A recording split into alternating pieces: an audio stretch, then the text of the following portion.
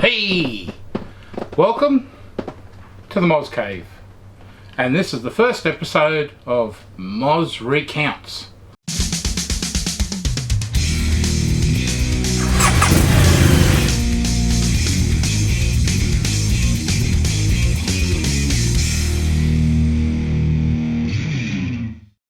Alrighty then, this is the second time I've attempted to tell this story.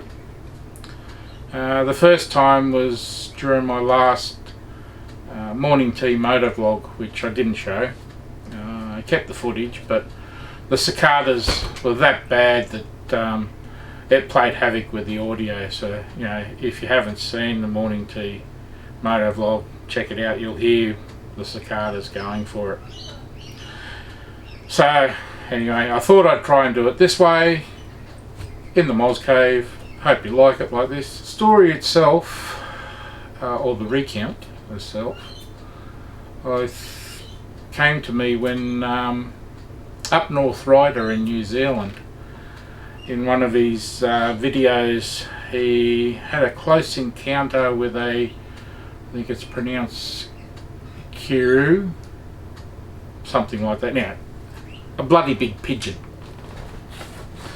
which he nearly hit, and it ended up flying beside him for a little ways. And yeah, it's cool. Look, I'll leave a link in the description below if you want to check it out. We've all had this issue, I'm sure of it.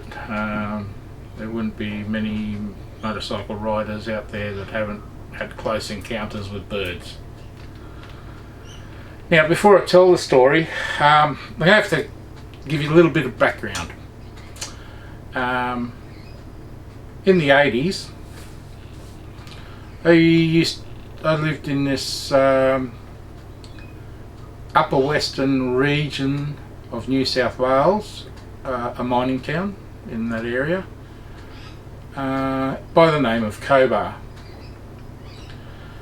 Cobar, a lot of people have said to me, or I've heard them say that, you know, why would you live in Cobar? It's isolated. So, you know, it's nothing around it, all that sort of stuff. I had a different view of Cobar, apart from it being a great town to live in, and I spent nearly 10 years there the first time, and 3.5 years the second time I went back. It was fairly centralised. Now, what do I mean by that? Well, for example, if I want to go to Sydney, Sydney was 8 hours, right, east. If I wanted to go to Wollongong, where I come from, 9.5 hours, again to the east. If I wanted to head up to Brisbane, for say, and mates and I did that trip several times, it's a 12-hour run. Heading south to Melbourne. Melbourne's about a 11.5-hour run. And if you want to go to Adelaide via Broken Hill, that was 10.5 hours. So as you can see, it's centralised. In the 80s, there was really two ways in and out of Cobar, sealed that is, and that was along the Barrier Highway, which ran straight through the middle of Cobar from the east to the west. And the Barrier Highway between, if I was heading east, was fairly straight road, and west as well, but this is more so to the east. To the east, I could head it to a town. There's a town there called Ningen, about 150 kilometres away. On that run, roads are well fairly straight, and a lot of straight roads. A few sweeping bends. Look, I've got some photos here that are going to be popping up so you can have a look at it. A few sweeping bends, which basically you wouldn't really write home about, to be honest. But along that road, about, I think it was about 5 kilometres short of Nyngan, there was a rail crossing. Now, what I should have mentioned was that the barrier highway followed the railway line from Cobar through to Nyngan. It crossed in a couple of places. Midway was an overpass. The road actually ran over the top and by the rail line. But 5 k's short of Nyngan there was a rail crossing, as I said, and a bit of a dog leg to get round it. And after travelling for nearly, hour and a half on this boring sort of road, that dogleg became a bit of a challenge, particularly to me. I liked it. I mean, I could come up to it pretty quick. I could see that there was no trains behind me because I've been travelling that track and there's nothing in the rear view mirror. You can see in front. There's no trains coming there, and you can see the traffic coming in front because the road continued following the rail line but on the opposite side.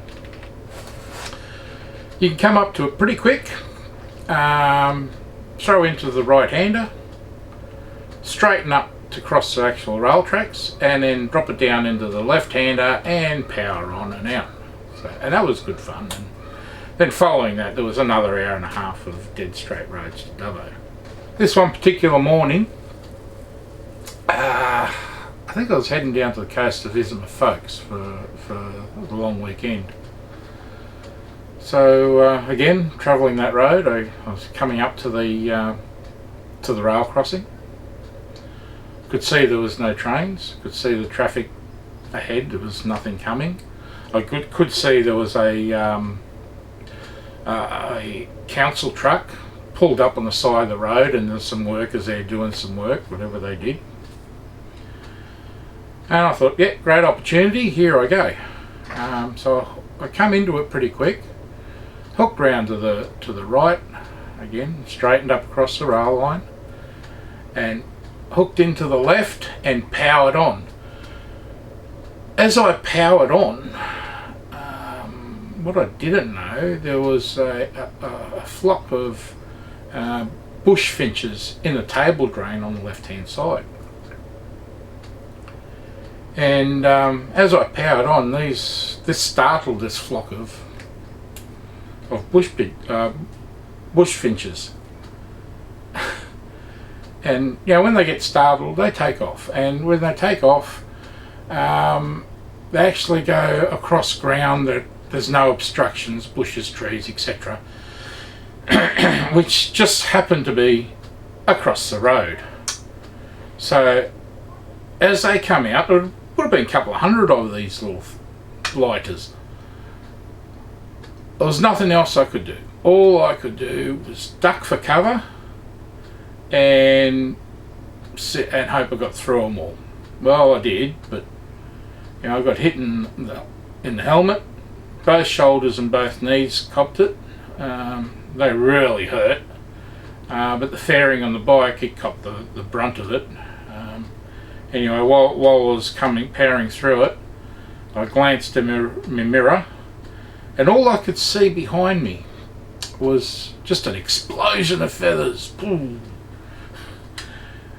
Which I thought, wow, I don't see that too often. Then I looked up, and there's the council workers on the side of the road.